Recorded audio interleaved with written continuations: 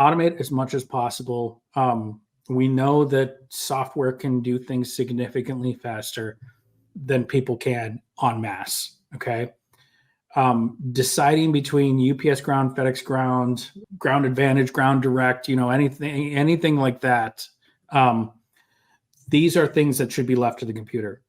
Where people are important is presentation, QCing the items before they go into the box, double checking to make sure the right items are in the box. All these things that machines don't do well.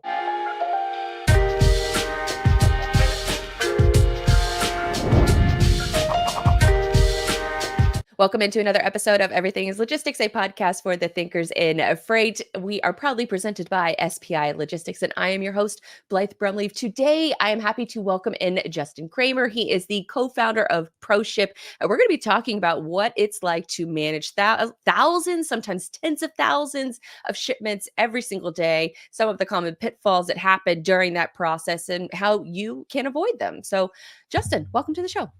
Thank you for having me, Blythe. Now, in preps for this conversation, I was listening to your interview on, I think the channel was Industrial Sage. It was from a couple years ago, but you said this really cool quote that I thought was super interesting, that logistics software is complicated, but not nearly as complicated as nuclear power. So, for the audience's sake, could you kind of give us the background of where that quote came from? Obviously, it's tied to your career background, so I thought that was a good way to sort of kick off the show. Yeah, so straight out of high school, I went into the Navy and was lucky enough to be rather adept at science and things of that nature. So I ended up as a nuclear machinist mate. Basically, I operated all the fluid systems associated with the nuclear power plant. Fluids included the hot water, it included the chemicals that went into the plant, and also included the steam that came out of the plant. So I happen to be on the USS Enterprise, which is not just a Star Trek thing. It's actually one of the oldest names in the U.S. Navy, with the first USS Enterprise actually being taken from the British during the Revolutionary War. Oh, wow. And the CVN 65, which is a ship I served on, was actually the sixth ship of that name. So it was a very early nuclear power model for the Nimitz class, and now the Ford class have significantly more simplified models, whereas that one was so we could prove we could do it at the height of the Cold War. Because of that, the complexity of the power block, if you will, was very, very complex. And it gave me and one of my other co-founders, who was also in the military with me, it gave us the ability to learn how to understand very complex systems and be able to relate them to other things. So as we moved out into the civilian world and went looking for interesting things to do, we ended up falling into logistics, and that's where the phrase came from. Because the logistics is never ending and deeply complex. It's not quite as complex as operating nuclear power plants. So, and slightly less dangerous too, as well. Well, I have to say, look, when you think of the fact that the average nuclear operator in the Navy is 19 years old, they do a really great job of actually training those individuals and allowing them to demonstrate the maturity that they actually can have at that point in time. And I think you go through a series of testing and stress requirements in order to deal with that particular job. Is that accurate? It was very long. I joined. Okay, I'm gonna date myself here because I have been doing this for a long time. I went into boot camp in October of '91, and I did not actually get to operate a nuclear power plant even under direction until late 92, almost early 93, which in military terms, right? Because a lot of people go in for 2 to 4 years. But we had to go in for 6 years minimum for that very reason, because it took so long to train you. And yes, we did have a lot of people roll out. I mean, mind you, it's nothing like any of the special forces attrition ratios or anything like that.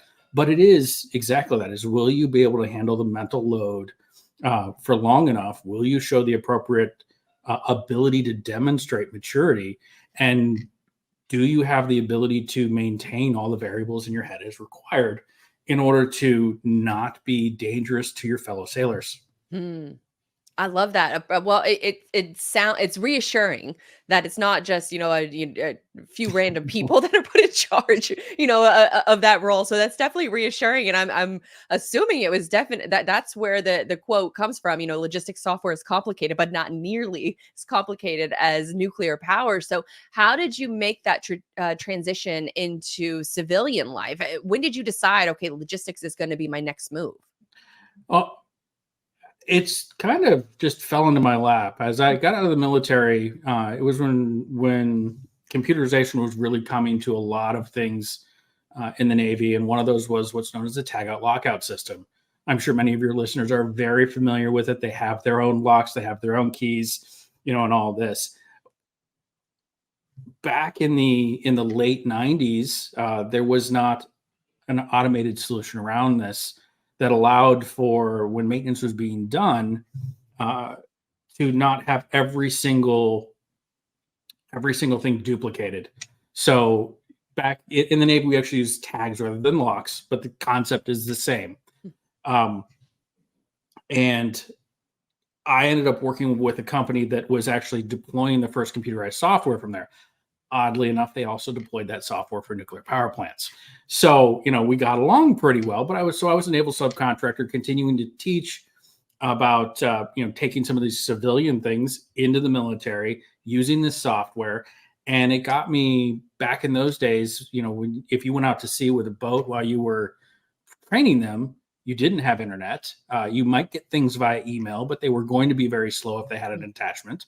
So you had to be self-sufficient with the software. Mm. That got me into software engineering. So once I got done with that job, once it was determined that that it was a great run, but I needed something else. The friend I was talking about, who was in the Navy with me, just happened to be working in a multi-carrier shipping software company, and he's like, "Hey, why don't you come to Chicago?" And a couple months later, we all decided that no, we could do a better job in our own company, and we started ProShip, or we started Best Way, which created the product ProShip, and started from there. And that was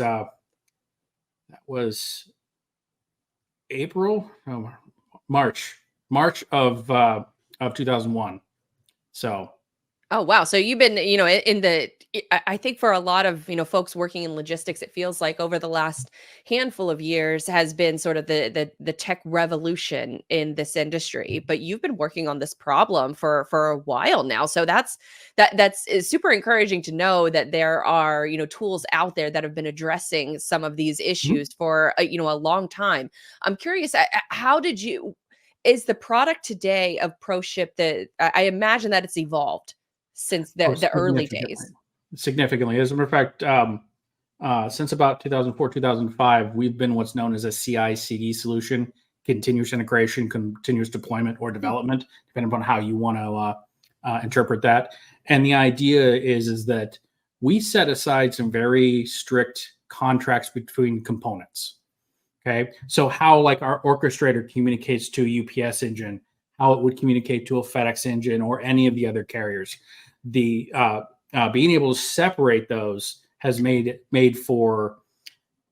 so that we can add other carriers very easy. It also means it doesn't matter had we written our first engine in Cobalt. Now, mind you, that was an old language when I started, but the idea is that we could switch languages on the other side of the contract. Hmm. So we've been able to move from Delphi components, Visual Basic 6 components, Java components, C Sharp, C++ components over to .NET components as to continue to grow, replace, and take advantage of the newer features that are available in the modern languages.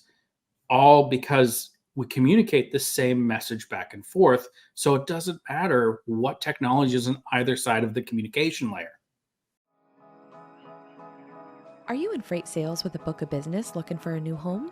Or perhaps you're a freight agent in need of a better partnership? These are the kinds of conversations we're exploring in our podcast interview series called The Freight Agent Trenches, sponsored by SPI Logistics. Now, I can tell you all day that SPI is one of the most successful logistics firms in North America who helps their agents with back office operations such as admin, finance, IT, and sales, but I would much rather you hear it directly from SPI's freight agents themselves. And what better way to do that than by listening to the experienced freight agents tell their stories behind the how and the why they joined SPI. Hit the freight agent link in our show notes to listen to these conversations, or if you're ready to make the jump, visit spi3pl.com. Oh, interesting. And so for folks who may not be aware, what does a typical customer of ProShip look like? Okay, so if we look at the average, okay, and I'm gonna be very clear to call this average, because when we look at the high end, it's very prestigious and very high volume, right? But the average customer probably ships in the upper thousands, maybe even the low 10,000s on an average day. Many of our customers are retail or manufacturers with direct consumer interests. And so on an average day, sure, they may be shipping 12, 13,000. They may drop as low as 2,000, right? Especially if they're very seasonal products. But come their peak, they may 10x. Okay. So they may go from tens of thousands to hundreds of thousands. At our second tier, they're going to go from low hundreds of thousands into the mid hundreds of thousands, as in 300,000 to 500,000 per day. Okay. And at our highest level, they may actually approach, and we have had customers exceed more than 1 million packages a day. Whew. Now, there's a lot of things associated with that. You can't just throw in a great shipping software and expect that just to happen, right? There's a ton of operations. There's a ton of enterprise software stack changes that need to get made, all these things. But the idea is, and as we like to say, ProShip is one of the last shipping systems you'll ever need. The idea is you can grow from a few thousand a day all the way up to a few million a day globally. So is it technically considered a TMS or a WMS, or how does it, I guess? Great question. Yeah. So if you're going to use the phrase TMS, we'd like to clarify and say we are a small parcel TMS. Okay? Our focus is, because UPS, FedEx, On Track, I keep wanting to say Laser Ship. I know they've all merged already, but all of these carriers that we see now, and there's over 40 carriers in the US now. Okay, which when I started, there was, if you considered Airborne, which DHL purchased and subsequently abandoned, right? There was like 4. Okay, it was very. So now the fact that we are more akin to a European country, and we have 40 plus carriers, there's a lot of opportunity out there for customers to use all these different carriers. And I was going to say, just to clarify really quick. So when you're referring to carriers, you're referring to the, FedEx, UPS, DHLs of the world, not, yes, typical truck drivers or, owner operators, things like that. No, generally not, because again, that falls more on the LTL or TL side. Okay. Now we support that. As a matter of fact, we've got a great partnership with Banyan. If you really want to go deeper into LTL and TL, we still support the old school SMC3 as our light files. Okay. So there's lots of different ways we can skin that portion of that. Now, in our case, though, we focus primarily on all of the changes necessary to maintain compliancy with the small parcel carriers. That is our day-to-day bread and butter. This is where we're releasing on our Patch Wednesdays, right? This is where we're releasing all the updates. And when we look at what just the United States Post Office and UPS alone have been doing, they have been making multiple changes per year, when it used to just be, every end of December, you'd get a patch out for UPS. Early in Q1, you'd get something for the United States Post Office, right? It's not that way anymore. And the new carriers, we don't really have a name for them yet, because they're not exactly regional carriers. They're like density carriers, right? Because they may only service Denver, but not any other city in Colorado. They may only service Cincinnati, Columbus, and Cleveland, but they're not going to get to Youngstown or Toledo or something of that nature in Ohio, right? Wow. Yeah. So, but all of these carriers now are making changes, usually annually, sometimes more frequently. So because of all that pressure, it is something where that's what we've been able to focus on. That's what our architecture was really built around to begin with. And that's why if you're going to refer to us as a TMS, I would refer to us as a small parcel TMS. We really are about high speed, small parcel shipment execution. So outbound, where if we do look at a full blown TMS, can we help get stuff inbound? Yes, especially if it's parcel. But we're not going to do route planning or load planning or things of that nature, right? We are really focused on that execution piece. Because I would imagine, I mean, some of the people that I talk to, especially on, the full truckload side of things, they talk about managing carriers. They probably have 10 to 30 carriers that they speak with on a regular sort of weekly basis. But what you're referring to, you have these probably shipping manager, transportation managers that are dealing with thousands of carriers all across the country and probably across the world. When you go across the world, yes, we are very North American focused. We do actually support Europe, some of Asia, and more of Latin America now lately as well. But let's face it, where you are going to find shippers who are going to exceed 10, 20,000 a day, you're going to have a high concentration of those in North America. And so when you're talking to these companies, what does sort of their internal transportation team look like? Is it one person that's managing a lot of this? We heard a lot during COVID that, the supply chain managers finally have a seat at the table, at Yeah. the boardroom and can have input on accurate, or in intensive business conversations, revenue conversations. So when these big retailers or these big, healthcare providers, things like that are handling these thousands and thousands of shipments a day, what does their internal team look like? It varies, but usually we're talking to one of two, if not both, major teams. And then one is going to fall under the COO, the other is going to follow under the CIO, CTO. So there's always going to be IT involved. We mentioned the enterprise software stack. The movement of data, the lack of requirement for anybody to hand type anything in is key to actually getting more out of your existing capabilities at any point in time. Okay. But then there's also the COO, right? Or sometimes it's a logistics manager, a VP of logistics, something of that nature. Especially the larger the company, the higher the title they're going to have. Really, if we look at our average customer, usually it's the logistics manager. Okay. But of course we like to talk about the big ones. We like to talk about the whales, right? But seriously, the logistics managers is where we probably talk more frequently to, because everything continues to change. The logistics managers are going to ones who are going to decide, am I going to get automation in my warehouse? Am I going to put a print and apply machine, a Panda machine in the warehouse? Am I going to want to print labels when I print pick slips? If I have a lot of case picks, they're going to actually determine how the results of the shipping software are going to be realized physically, whether that's in a store or in a warehouse. Okay. Whereas IT's job is to work with us and the rest of their staff to ensure the data moves up and down, in and about, left and right throughout that enterprise software stack in a manner that keeps everybody happy and allows network bandwidth to still exist.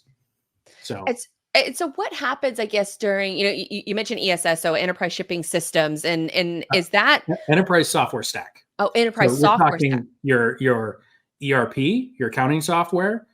You could have an OMS in there, especially if you're connected to your e-commerce suite. You could, if we're shipping from store, you might be shipping from your point of sale solution or from a screen inside your OMS. In the warehouse, it's probably going to be integration into the WMS or other solution associated with it. So it's pulling all of these gigantic data sources together. Yeah. And how do you pull all of those gigantic data sets together and then make that data actionable for your customers? Just two simple steps. Number one, pull the data. Number two, apply business rules. I mean, I'm not trying to. It's simple, but as I like to say to customers and potential customers, simple is not easy. It's simple as long as we maintain the discipline to gather the information appropriately, only gather from a system that actually provides value, right? Like normally we don't gather anything from the ERP, okay? With the exception of if we're doing dangerous goods or if we're shipping internationally. Why? Because we need additional information. Normally a shipment requires 5 pieces, well, 4, but I'm going to talk about a 5th piece of information. We need to know where a package is coming from, where it's going to, what, which is usually just the weight and dimensions of that package, and then how, which is usually what you're paying us to determine. What's the lowest cost solution that will actually get it there in time? The 5th piece is metadata, right?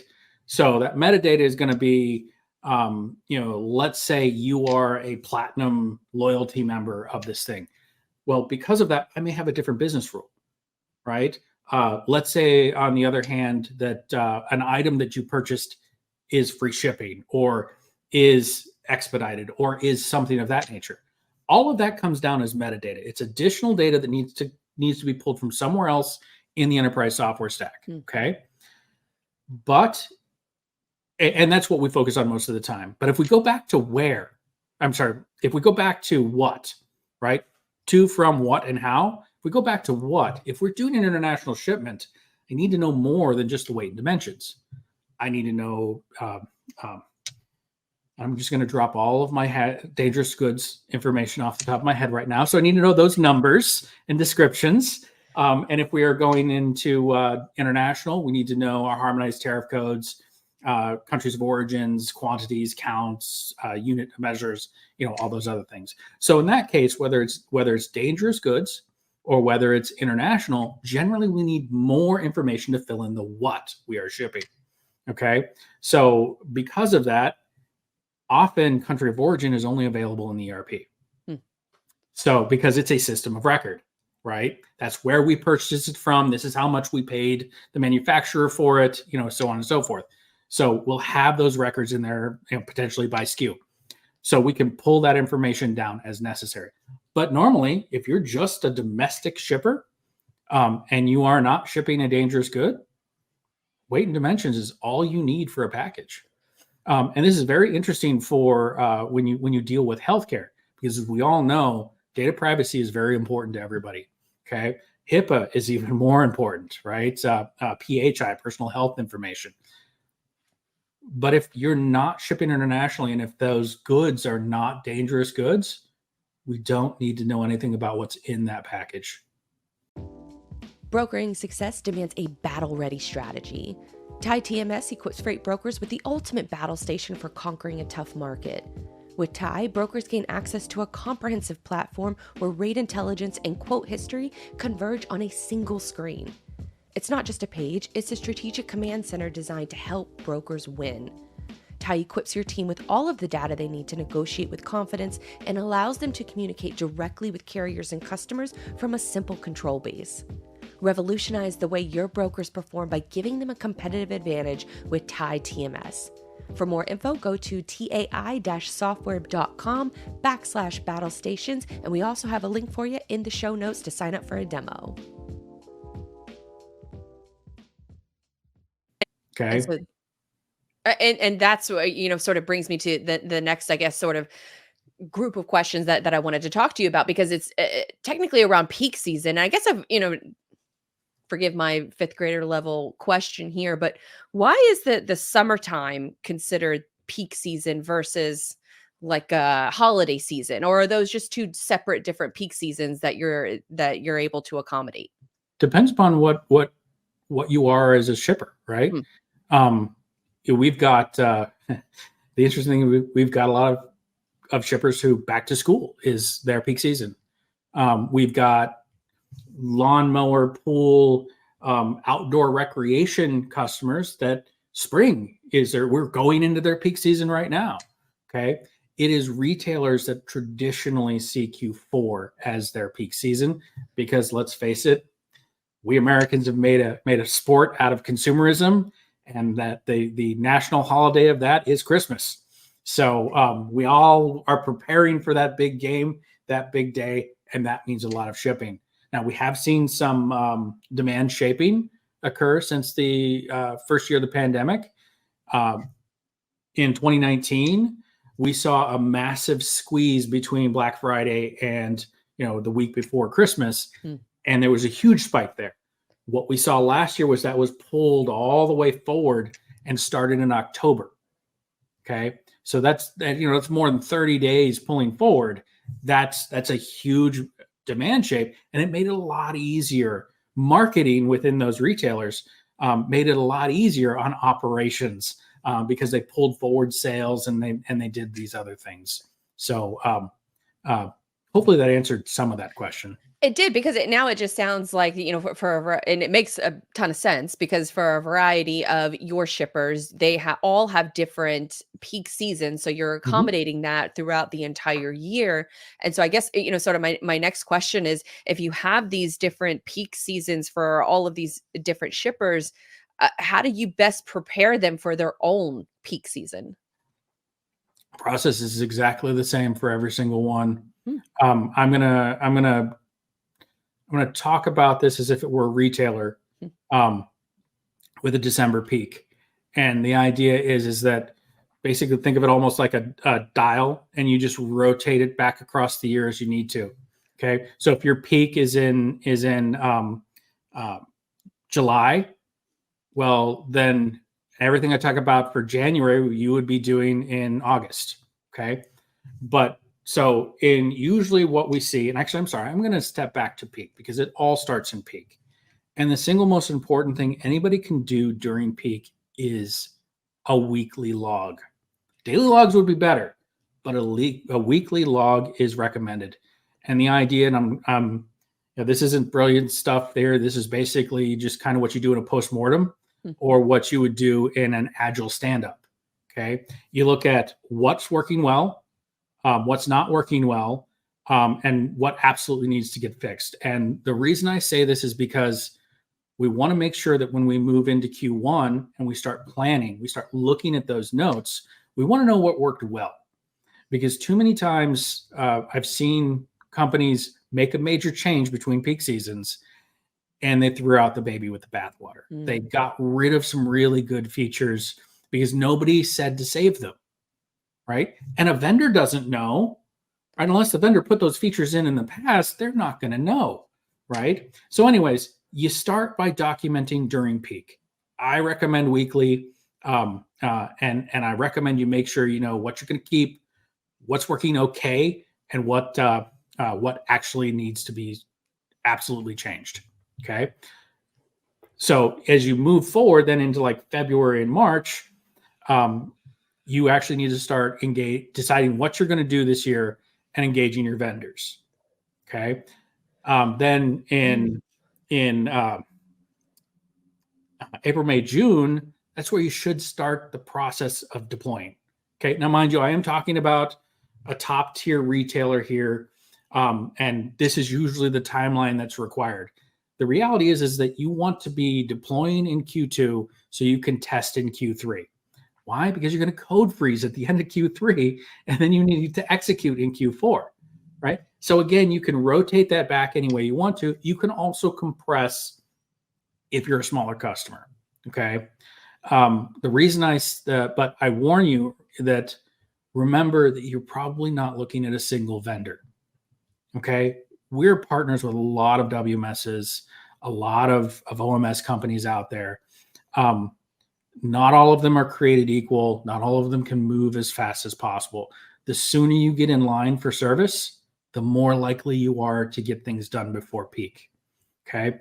And then the final thing I'll say, because we see this a lot with new customers want everything day one. Okay. I don't think you should look at the shipment execution in your business as a light switch. Okay. It's something where you should expect that on a routine basis, right? For some of our large customers, that's annually. for more average customers every 2 to 3 years, that you're going to continue to make a tweak, right? So if you're new to a solution, maybe you don't go all the way in, because honestly, you're going to drag a lot of the assumption you had from your old solution. And you're going to try to put that in place. If you give yourself some time, if you give yourself a season to get used to what the new software suites can do, you will have new ideas, and you won't have to pay people to remove the old ideas as much. So those are my thoughts. Again, though, to remind the audience here, we're talking about how do you prepare for change? When do you prepare for change? And to me, for an enterprise, for like a NRF top 100 retailer, that starts at peak. It goes into Q1 with planning and involving the vendors. Q2 is execution. Q3 is testing. Q4 is peak again, right? So it's a not exactly an endless cycle, because you're going to skip some cycles. But for the first couple of cycles, you probably want to continue to tweak to get the best ROI out of the solution that you can. And so that framework essentially works for, not just retailers, but, a lot of the enterprise level shippers. And so I guess, what are the warning signs for some of these companies that they need a more sophisticated solution, that they need to have more of a holistic view of how all of these different, maybe WMS and, ERP, all of these different systems coming together into ProShip? How do they know that, it's time to make a change? The easiest thing to look for is if you have that person. And you'll know you have that person because if that person is sick, nothing happens. Everything has to go as status quo. We can't make a change. These orders may not be able to ship today because that person isn't here. Okay. That is indication number one that something's not happening right. It may actually come from more from the financial side. You realize that your average cost per package is significantly higher than your peers. Okay, that might be something that in a trade group you might be sharing. If you're in a trade group, maybe you should get in one and kind of share that information. And then finally, so you've got operational pressure, which usually is a that guy kind of thing, right? Or the operational is if one person is missing and you can't get something done, or if you literally just can't get enough packages out per day to keep up with demand. Okay, that's operational. IT, well, IT usually has their own set of requirements. If it's not keeping up with updates, if you don't have access to enough services, or again, if it's just not fast enough. Okay. Now, not every carrier out there is going to be able to respond in sub 100 milliseconds. And that may not be what you need, but it's a certain time you may need that. We have components that respond in sub 90 milliseconds. That is the requirement for that component. Why? Remember I talked about that enterprise software stack, that ESS? Because often we have to gather more metadata from the rest of the stack, and that takes time. Okay. I hate seeing a 500 millisecond, that's half a second to normal people. I hate seeing a half a second call to fetch information from a database or an API. Because, well, if you're using a print and apply, how much time do you have from that scan and dimensionalizer to the actual applicator? Normally, that is about 2 seconds. And that one call just ate up a quarter of my time. That's why the engine has to be fast, because we have to get the data, we have to apply business rules, then we have to see what the carrier can do for us. So and then we have to write all that back before that label hits the package. And so when you're recognizing that these issues are going on, you say, okay, we need to make a change. We need something a little bit more sophisticated to bring in all of these different data points and all of these different job roles. What does that onboarding process look like? Because, you make the decision to, okay, this is the direction that we want to go through. What does the onboarding process look like for a typical, or I guess mostly typical customer ProShip? So an average customer takes about 180 days to make a decision. Okay. Average. And that's because there are other companies out there. There are other products out there. When you go and look for a new car, you kind of have to start making some initial decisions. Do I want a little two-seater because it's just me and I'm just going to go about and have fun? Do I need a minivan because I'm going to have a full family with me? Do I need a truck because I need to put construction materials in the back? Or do I need an entire semi because I've got that much to move, right? So just like the analogy for the various cars that I talked about there are various pieces of software, shipping software specifically, fits in the market. Okay.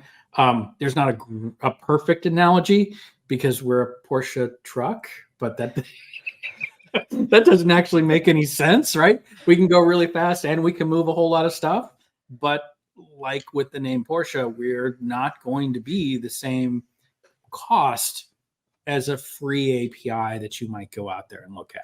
Okay. And there's trade-offs as to why you might want that. But anyways, you start by understanding what the market is. Again, you may talk with professional groups that you may be a part of. You may go to trade shows, all these things to gather that information. You then have to reach out and almost do an interview with all the vendors to decide who better fits. And then you get deeper and you do technical validation, operational workflows, all these other things to get to a true proper price, an end price. And at that point in time, you go through legal if you don't agree with the initial contracts. And I'm sure you can imagine which end of the spectrum does more legal than the other. But that being said, going through all of that can take about 180 days for a good mid-size, 500 million in revenue company to go through and make sure that they're properly getting the product that fits their need. On the other hand, so ProShip Enterprise is our enterprise product. We also have a WorldLink product. Now that one, the time frame on that is significantly smaller. Usually we have smaller IT teams. We have a smaller enterprise software stack. More importantly, we usually don't have as complex of an enterprise software stack. There's not as much legacy bits in there that need to be worked around. Okay. So, if you're a sub 10,000 a day shipper, if you're a 200-300 package a day shipper, that timeline can be brought down a lot from that 180 days. But do realize that it is going to take time.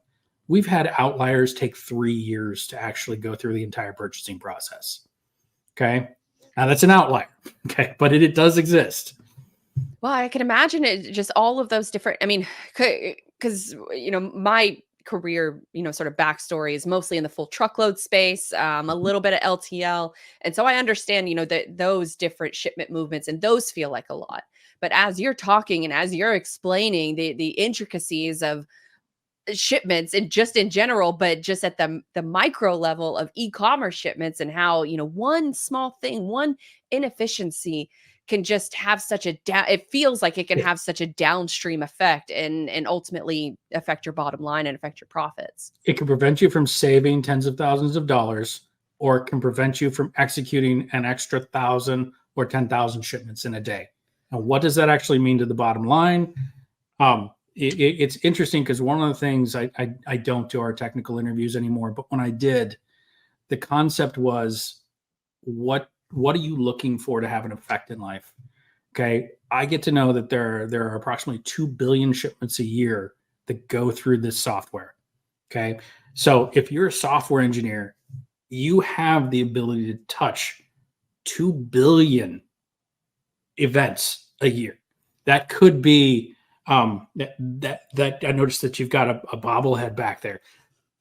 That was probably a gift, right? Somebody purchased that for you.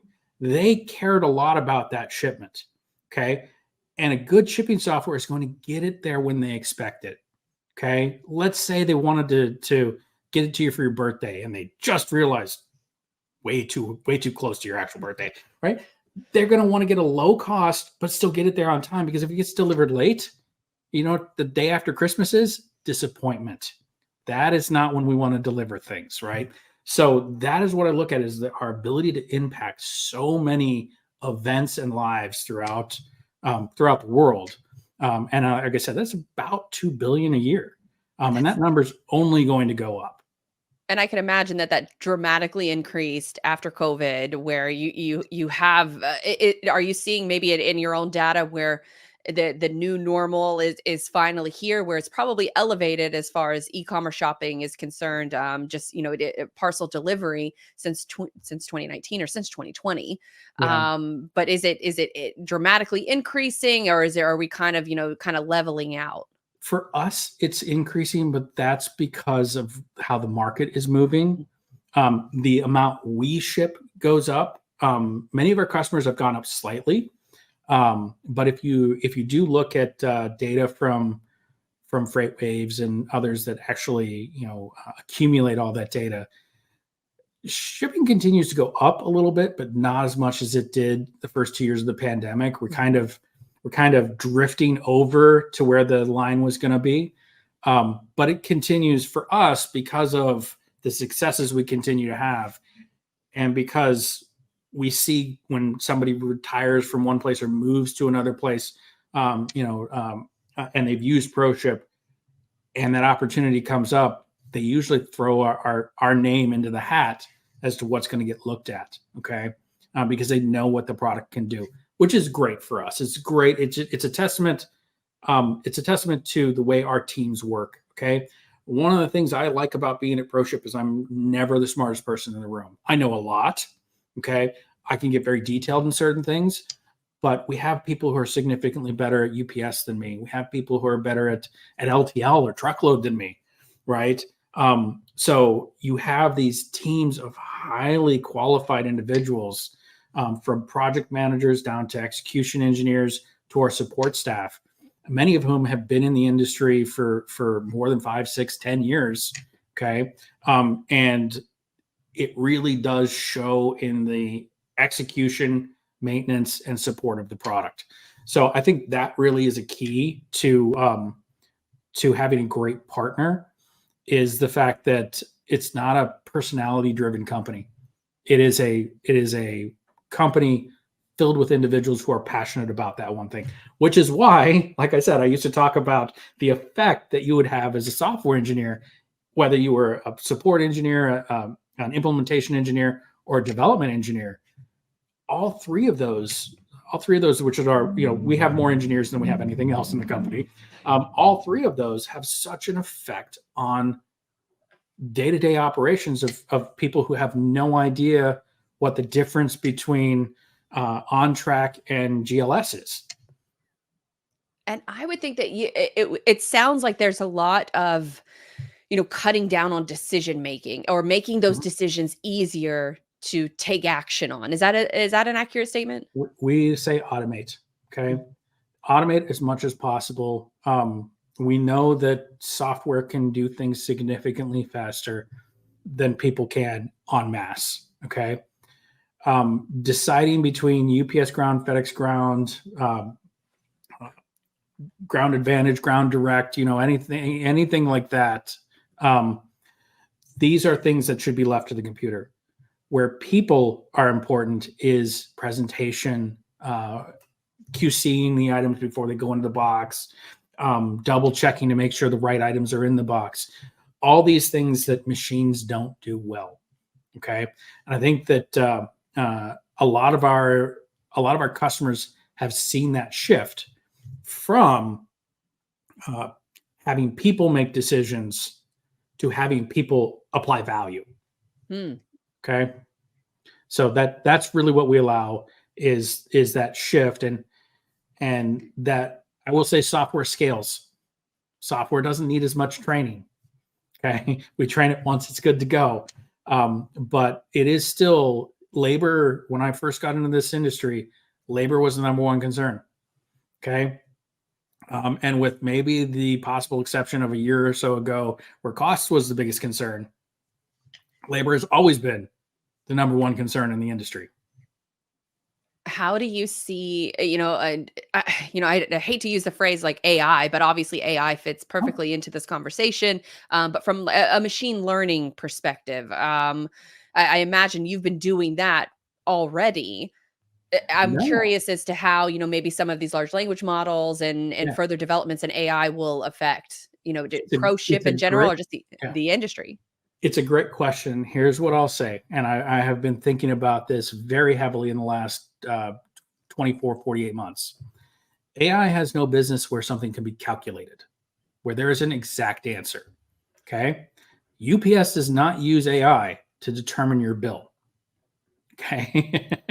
They use your contract and hard numbers. So also, you can't use AI to create a compliant label. Okay. The one area when it comes to shipping where AI may come into play is in, and we're talking shipment execution. Now, Andrew, we're not talking about how UPS might use it to determine a delivery path or something of that nature. If you're using your own milk run to deliver to customers. But the one feed that we can get into shipping software that could be AI assisted is estimated time in transit.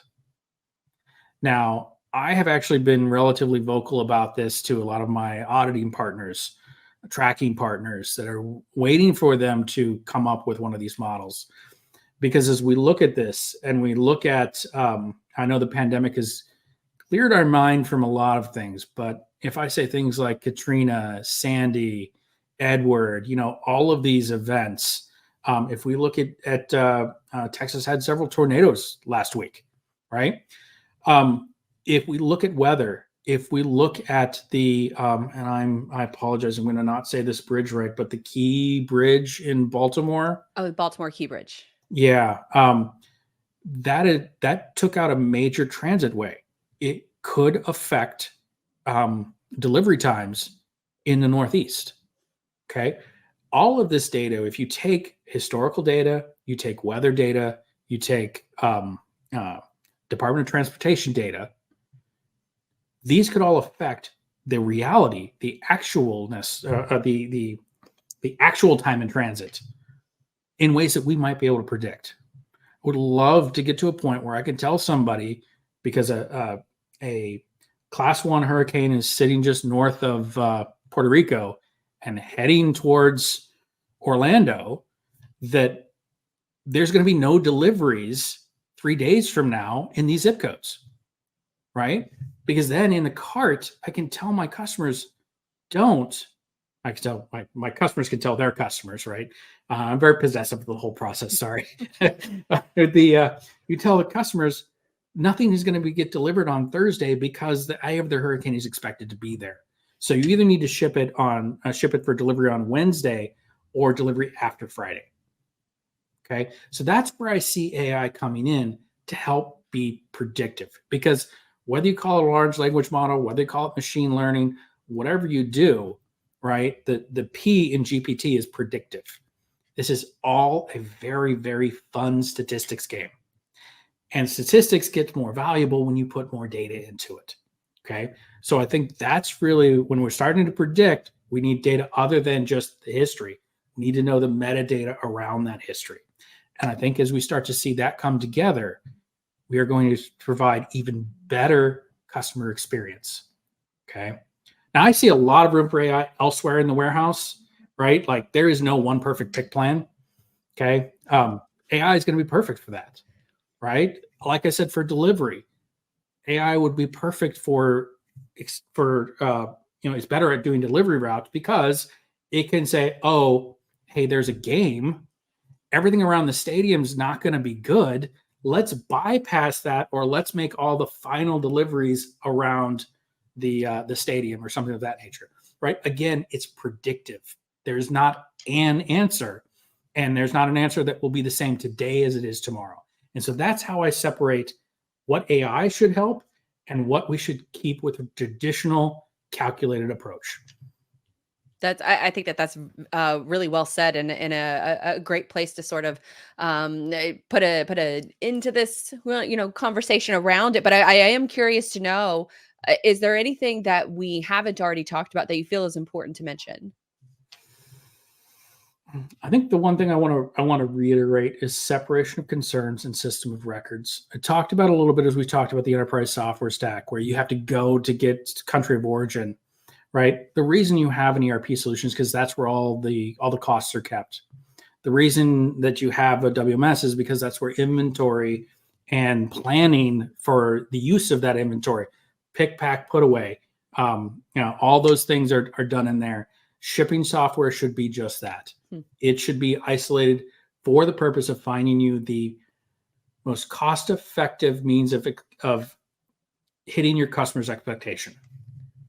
Gosh, that's a really very, very well put, because I think that what I love about doing this show is that I can have conversations with folks that, who built a WMS, or in charge of robotics, or in charge of, LTL shipments. But then I have a conversation with you, and it's, one of those things where it's like, shipping and transportation is just so much more intricate than I think people give it, credit for. And for someone like you who comes in, it's like, oh, this is actually kind of easy. Like, I worked on nuclear powered, submarines before, or nuclear powered ships. And this is a walk in the park. And you make it sound like it's a walk in the park. I'm sure it's not. I'm sure, this is obviously decades of work and thoughtfulness that's come to fruition. So Justin, I really appreciate your time and perspective and helping us break down these complex topics that you have been building solutions for years. So for folks who may want to follow you, get in contact with you, visit the ProShip website, maybe sign up for a demo, where can I send them? Yeah, definitely want to go to proshipinc.com. That's proshipinc.com. Okay, on there you can find out more about the product. You can see videos that we've put up from multiple of our employees, and of course, you can always schedule a call or a demo if you'd like. Absolutely. Thank you so much, Justin. This was really an insightful conversation. Thank you.